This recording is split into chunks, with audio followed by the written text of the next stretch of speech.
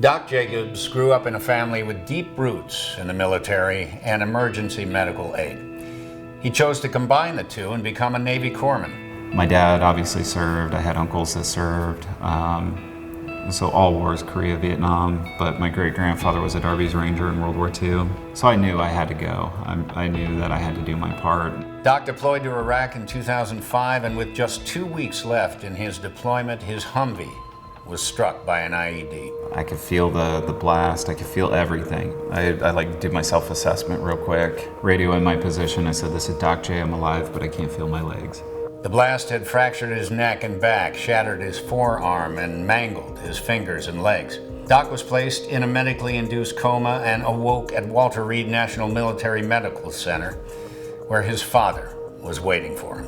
My dad was very real and honest with me when I first came home.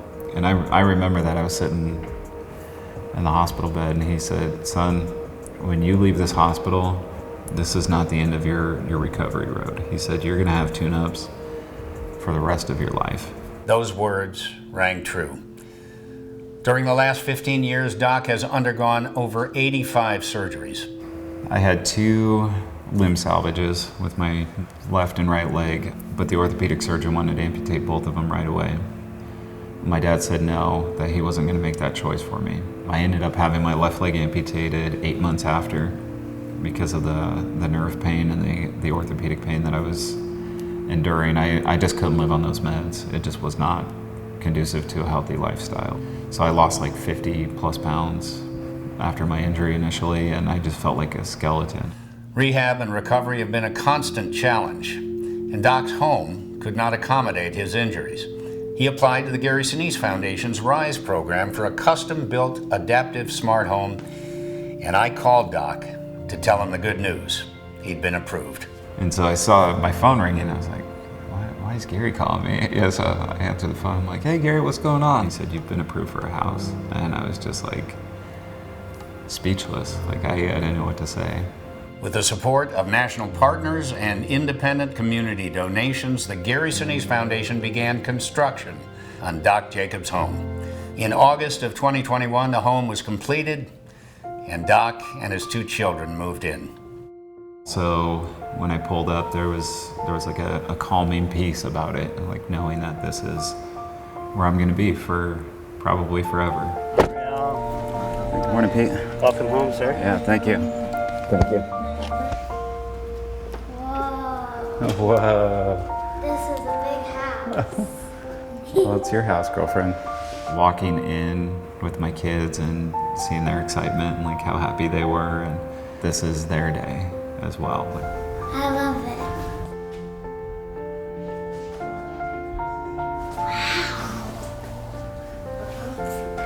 Wow. Say thank you, Gary Sinise. Yeah. I could cook now. I can do everything, and dishwasher is just going to be so easy, and this is incredible. But then the office is just like so custom and personal. It's just so incredible, and honestly, I'm really excited about the bathtub, the jacuzzi, the jets on the back, having the ability to go from the shower, the bathtub, all the way to my truck without having to worry about something not being accessible. Well, these are the actual boots that I was wearing that day. Dad and my grandma, and they had them bronzed and done up, and this was one of the dog tags that was around my neck that day too, so I'm so grateful that I have that part of my history. I'm really blessed knowing that I have a major surgery coming up and I can finally heal in peace. Like it's gonna be amazing. Today, Doc keeps busy as an author, running a charitable foundation, and playing sled hockey. He looks forward to a bright and healthy future in his new home. At the Gary Sinise Foundation, we serve our nation by honoring our defenders, first responders, their families, and those in need. To learn more about the Gary Sinise Foundation and how you can support other veterans like Doc Jacobs, visit GarySiniseFoundation.org. Thank you.